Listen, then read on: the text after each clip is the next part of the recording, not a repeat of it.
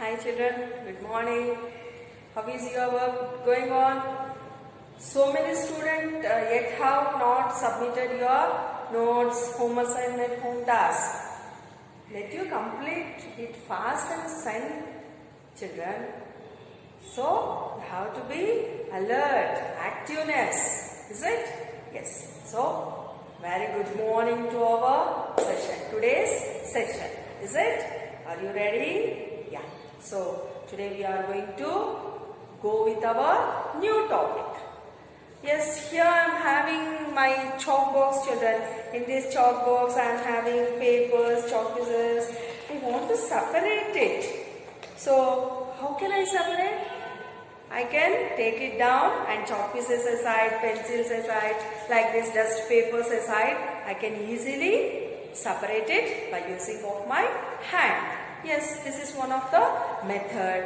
Then if I want to drink tea, what I have to do? So directly what I have mixed in that ginger, ilachi, tea powder, like that all I can have it? No, it won't be the taste. Then what I have to do? By using of the filter, I want to filter it and pour to the glass. Then I can have a very nice tea. Is it? Yes. Then while we are taking the buttermilk, how the buttermilk will come? So curd, we have to take the curd and churn it. So like this we will do no churning or by using of the hand. So inside that what we will get? Butter will be separated and the liquid one, that is the butter. So which method we are using here? Churning method, like this, by using of the thread or by using of the hand we are going to churn it. Is it? So these are for different substances we are having the different types of separation. So today's our topic is separation of the substances. Separation of the substances. Only one method we cannot use for all the substance. It is impossible. How can we? Example, now in the sugar, if you mix off the salt, can we? No, we cannot separate by using of the hand. One side salt, one side sugar. Can we? No, we cannot. But few substances we can take it by using of the hands, and some methods also we are having. So in this class, let me learn what are the methods we are going to use to separate the substances. Okay children? Yes. Now let me see one small activity regarding this. Yeah. Here is one question. Why do we separate substances? Yes children, why we want to separate it? What is the need of this separation? Yes, we are having. Before that, let me take one small example. So morning, I want to eat upma, I thought. I prepared upma. So in that I have added some curry leaves, pulses and chili, especially chili. So a nice. I serve for my kids. So what they were doing means they were separating. That means what we will separate?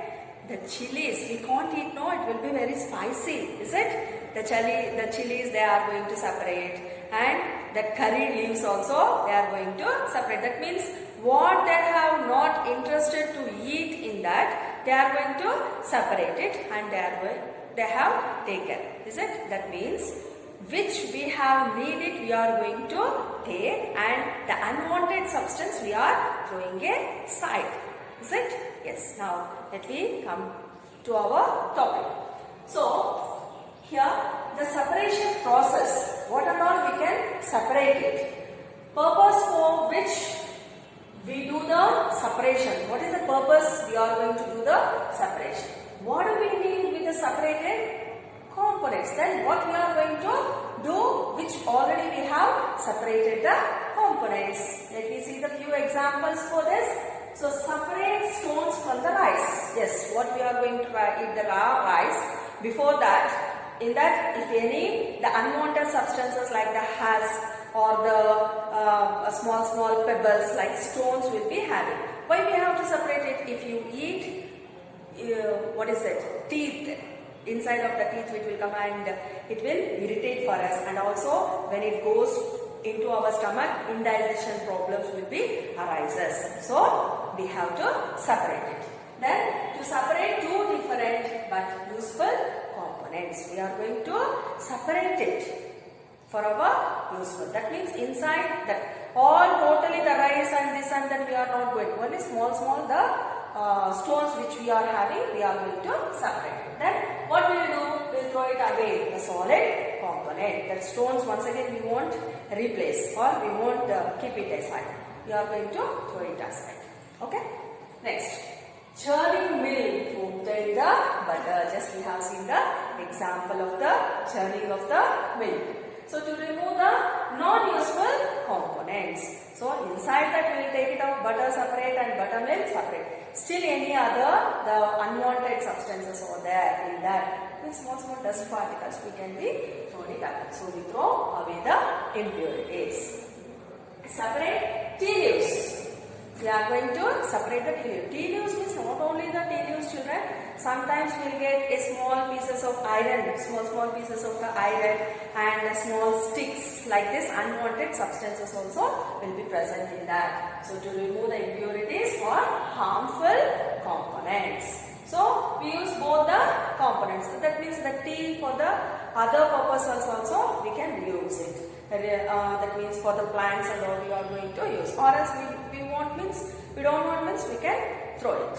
So like this is the need which we want to separate the substances. Then what are the methods we are having to separate the substances? Let me see now.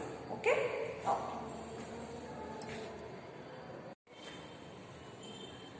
Now let me go for methods of separation. Methods of separation. So in this we are having hand picking, threshing, winnowing, sieving. So these are the few methods we can use in the separation of the substances. What are those, children? Hand picking, threshing, winnowing, sieving. Let me see what is this hand picking, threshing, winnowing and sieving. Let me go for the first one, that is the hand picking. Hand picking. By using of the hand we are going to pick out the substances out. So hand picking is a separation technique used to remove the unwanted impurities from the mixture of hand. By using of the hand we are going to pick it out. So this method only we call it as the hand picking method. Next one, what is that? Threshing. What do you mean by threshing? Threshing is the process of loosening the edible part of grain from the straw which it is attached. What is this? Threshing means, have you seen the paddy, children? After finishing the paddy, they will cut to the down. Then that paddy sticks, that means we call it as straws and all, they will collect it. They will catch it with the hand, and for the stone they used to beat like this. So if you beat it, this process, so for that to the top the grains will be having. That grains will be fallen out. That means it is separated by, for that straw, for the straw it will be, the grain will be separated. This process only, that means beating. We won't say it as beating. So we are going to use the technical word is nothing but the threshing.